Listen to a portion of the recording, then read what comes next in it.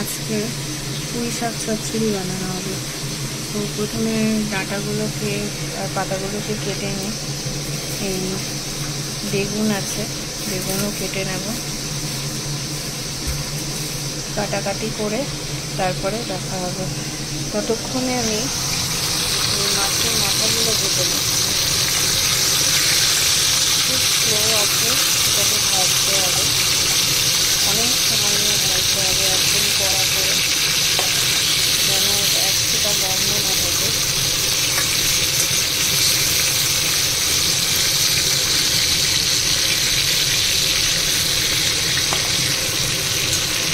শাকগুলোকে কেটে নিই, তারপরে দেখা হচ্ছে।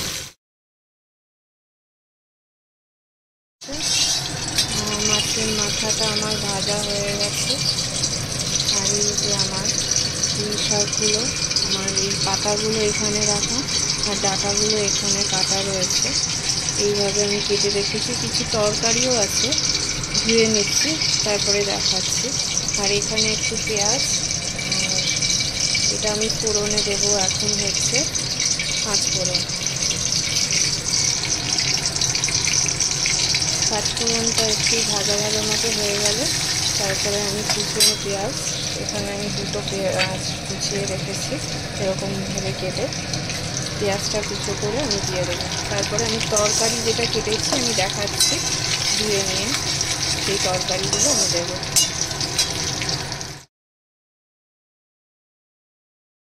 একটু নুন হলুদ দিয়ে আমি পেঁয়াজটা এইভাবে ভেজে নিচ্ছি 5 ফোড়ন দিয়ে। আর এইখানে আমার তরকারিগুলো আছে ধোয়া। আমার এরকম করে আমি আলু কেটে রেখেছি 2টো, এইভাবে আমি বেগুন কেটে রেখেছি। এখানে আছে আমার পটল, এইভাবে আমি 4টে মতো পটল দিয়েছি, 2টো এরকম সাইজ মিডিয়াম সাইজের বেগুন দিয়েছি, আর 2টো আমি আলু কেটেছি। আলুটা বেশ বড় সাইজেরই ছিল। আপনাদের যেইভাবে চচ্চড়ির মতো আপনারা তরকারি কাটেন সেইভাবেই কেটে রাখেন। তো এই আমার জল ঝরানো পুঁই শাক আর ডাঁটা আর জল ঝরানো আমার এই তরকারি।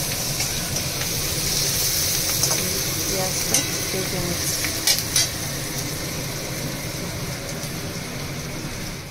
এখন তরকারিটা ভিজিয়েছি, তরকারিটা যখন একটু ভাজা ভাজা মতো হয়ে যাবে তখন আমি শাক, ডাঁটা আর মাছের মাথাটা দিয়ে দেবো।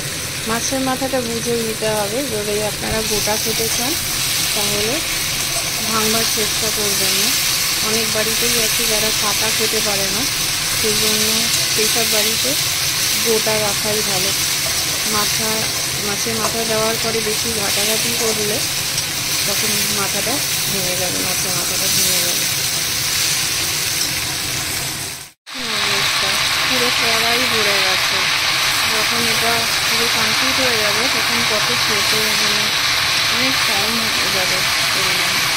আস্তে আস্তে এটা যখন জল শুকোতে থাকবে, তখন তো জল বেরোয়নি, সবে দিলাম, এমনই অবস্থা মাছের মাথাটা দেওয়ারই জায়গা নেই। একটুখানি শুকো জল ঢেলে তারপরে মাছের মাথা দেবে। এটা কিন্তু ঢেকে রাখতে হবে।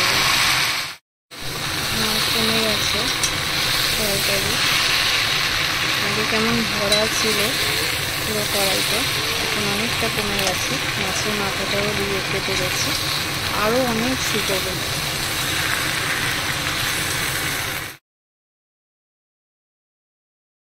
যেমন জল বেরিয়েছে, এটা কিন্তু জলটা শুকিয়ে গেলেই একটু কষিয়ে নিলেই রেডি হয়ে যাবে আমাদের আজকে মাছের মাথা দিয়ে পুঁই শাক চচ্চড়ি। নুন, হলুদ, মিষ্টি, কাঁচা লঙ্কা, এই দেখুন কাঁচা লঙ্কা, এগুলো সব চেরা কাঁচা লঙ্কা। কোনো রকম বাইরের মশলা নয়, কিছু নেই, ফোড়ন জাস্ট দেওয়া রয়েছে 5 ফোড়ন, আর নুন, মিষ্টি, হলুদ, আর কিচ্ছু মশলা নেই এর মধ্যে। জলটা শুকিয়ে গেলে আবার ফিরে আসছি।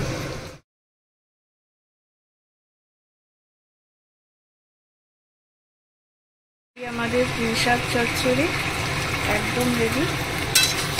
এবার গ্যাসটা নিভিয়ে দেবো আর পাত্রে ঢেলে দেবো।